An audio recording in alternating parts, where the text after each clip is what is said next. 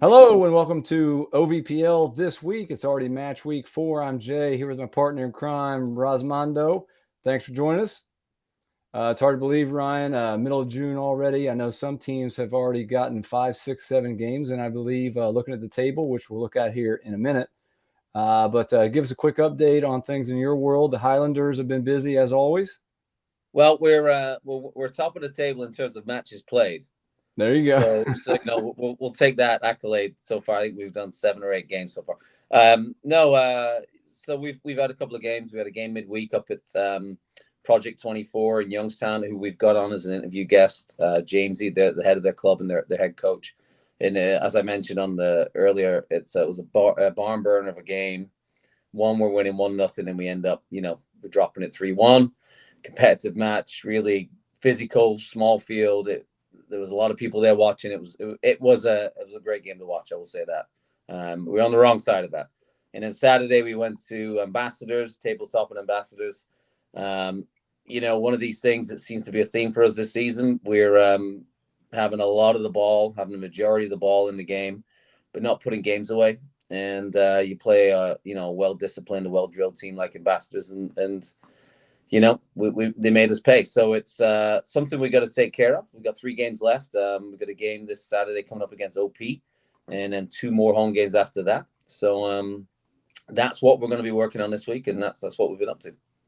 Well, you and I talk all the time off of camera. As we talked earlier, if you've coached very long at all, we've all been in those situations where it just seems like you can't finish a ham sandwich, as the saying goes. And you can do all the right things, and then there's other days when the ball goes in the back of the net, and it just happens. So So we'll take a look at the table here real quick on the Riverside Valhalla. 7-0 already, out to a great start. 29 goals for and 11 goals against. Followed by Evansville Legends, as you can see there in the table. Northern Kentucky Nitro, Indy Saints, Danville Locomotive, Hoosier FC, Cincy SC, FC Indiana, and Pro FC.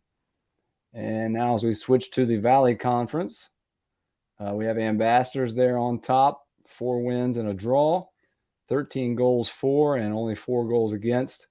Spire Academy, 4 wins. Club Ohio, West Virginia Highlanders, OP, Project 24, Canton Akron United 4, Sporting Columbus, Erie Commodores, and Elite FC. Real tight. Both divisions really, really tight. And on the women's side, Club Ohio sitting at the top of the table, followed by North FC, Dynamo FC, Sporting Columbus, Cincy FC, and Fusion FC. So, as we said, Ryan, some tight races still, a lot of games left to be played, but it is hard to believe it's already the middle of June. And as you said, yourselves, Valhalla, some of those teams have already gotten 7 games under their belt already. So, well into the season. Yeah, I mean, just how tight it is in both divisions this season. And interestingly, let's talk about the River Division over there. Valhalla actually beat Evansville 3-2, I believe, in a really tight tabletop game there. Yeah. But unlike the last few seasons where you win that crunch game and you just got to keep it going for the end of the year and you make the final, there's going to be a semifinal where the top 2 play again. So the chances, unless the teams in 3rd and 4th can catch them, they may play again. So it's just a little bit more spicy this year. I know on our side, on the Valley side, Ambassadors are rolling really well. OP themselves are really doing well, in Club Ohio too, and then obviously Project 24 are doing well. So there's a number of teams. It's just really tight. It's a real grind on both sides this year, which is great. It only adds for better soccer, I think. Well, and correct me if I'm wrong, it seems like this year we've talked about a little bit. There seems to be less of a gap from the top to the bottom. Is that correct with a lot of the teams? There's a lot of I definitely think the top half of or the top 2/3 of both divisions has moved up a notch in terms of level, and it could be a couple of things. It could be recruitment from teams. It also could be the approach from teams. Maybe some teams are going from 2 to 3 days a week in terms of practices. Last year it was 2. Now they're moving to 3. The whole bunch of things, and it's great because it means the league's getting stronger. Yeah. It's only 3 years old, the summer league, I believe, or maybe a little bit older, but it's really, really we've been here for 3 years now and seen it develop, and it's great. So it's I think everybody wins. Yeah, the more competitive, the more teams are going to want to join. The more people in each community start getting excited, and they're building that culture a little bit. Real quick before we head out, Ryan, I want to give a shout out to Icarus, and I got my Inner Cincy top here. There you go. Icarus, great company, makes custom football tops and kits, but also just wanted to support Inner Cincy. We've had them on here before. Yeah, they're doing great things there in Cincinnati. So shout out to Inner Cincy. Keep up the great work, guys, and all the stuff you're doing out there. And with that being said, our interview this week is with Anthony James from Project 24. So until next time, straight from the training ground. And we're very glad to have our guest this week, James from Project 24. It's their first year in the OVPL, but he also coaches with Soccer Vision Academy on the club side with youth teams. So thanks for joining us tonight. Sure. Thanks for having me. Absolutely. So, James, tell us a little bit about, real quick, just your background. You coach youth teams and club as well, but this is your first year coaching a team in the OVPL. Yes, it is. So what do you think of the OVPL so far? Is it about what you expected? Are there challenges compared to just coaching a youth club team, those kind of things? It's been, honestly, man, it's been a lot of fun. Obviously, the inspiration came from seeing what Ran and they were able to achieve. Obviously, knowing him and being on Facebook one day and seeing something about the West Virginia Highlanders, and so I started to follow them. And we were very fortunate in that almost 12 years ago, we created SVA Ohio, which was a club we had founded actually in Wheeling in the mid-90s. Oh, okay. So we came up with the concept Project 24, which was 12 boys and 12 girls. But along the way, it became just boys. So those boys that are presently on this U23 team, at least 6 of them started me when they were six years old. Well, that's awesome. Well, nice. Yeah. So we decided to give it a try because it was a way for us to give the college players an opportunity to kind of train and play in the summertime, as well as to give our rising seniors. So we have a pretty young team that's comprised of high school players, high school / freshmen, sophomores in college. And the experience thus far has been tremendous. I think out the gates, we've had to compete against some of the best teams in the league. And but I think we feel fairly well. We probably have maybe the smallest roster. Any given game, we probably have 14 kids. Yeah. But we try to make it do. Obviously, it's just a matter of trying to get through this first year, and hopefully building in the next. Well, James, I just want to say, obviously we went up there and we played you guys. It was a bit of a barn burner of a game. We came on a losing side, but that was a heck of a game. And what was good about it too was the atmosphere in the stadium.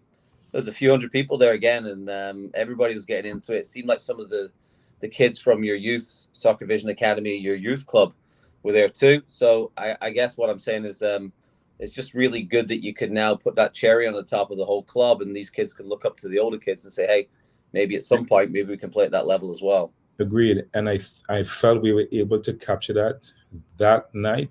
There was a cool picture taken. It was dubbed "When the Present Meets the Future." Mm-hmm.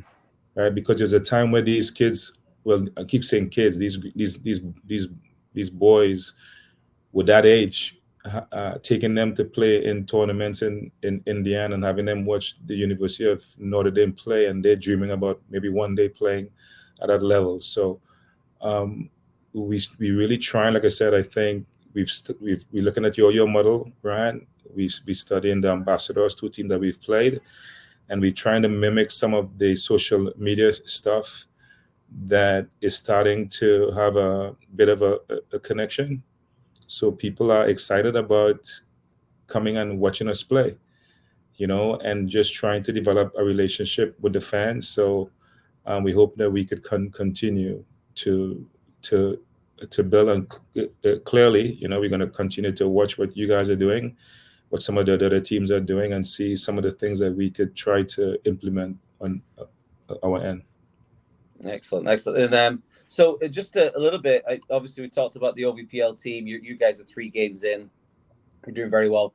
But do you want to tell us a little bit about SVA, Soccer Vision Academy, your club, and a little bit about that? Yeah, sure. Again, Soccer Vision Academy was a concept that was created in Wheeling, where we've wanted to just train kids, right? And I think part of it was, coming to school here in the US back in 1990 on a scholarship.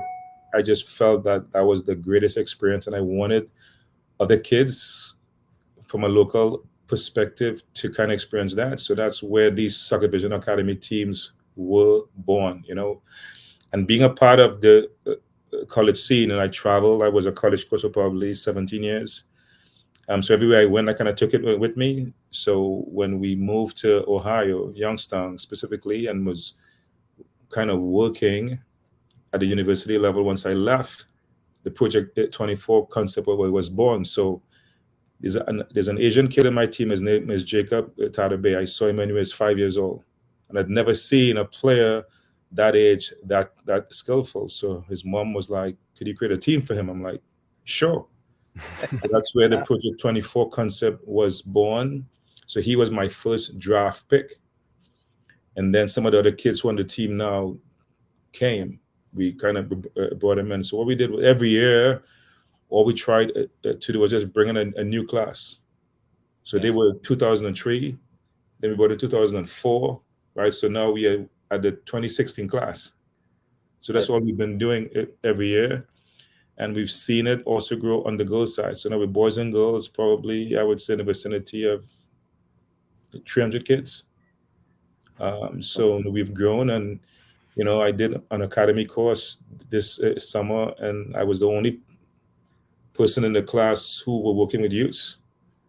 Everybody's talking about 14s and older, and people are talking about their older teams. So I feel now that we have a group now that's on top of the pyramid. So this is something. I mean, we hope that we could be a part of this league for a long time, and our club teams that are decent. Like I said, we travel, we compete regionally, in some cases nationally.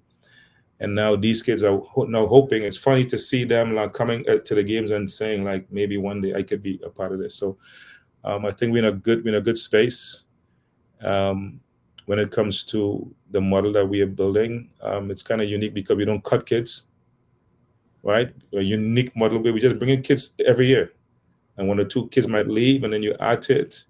So it has worked well for us, and what we found it is kids are very committed to want to stay. So even some of the kids who are playing now on that team, MLS Academy teams came and tried to Columbus Crew, and they were like, "No, we're going to stay with SVA because we feel like it's the best environment for us." So it's been a great journey, and now just being a part of this league, man, it's been exciting. It's like just seeing all these other teams and competing against coaches that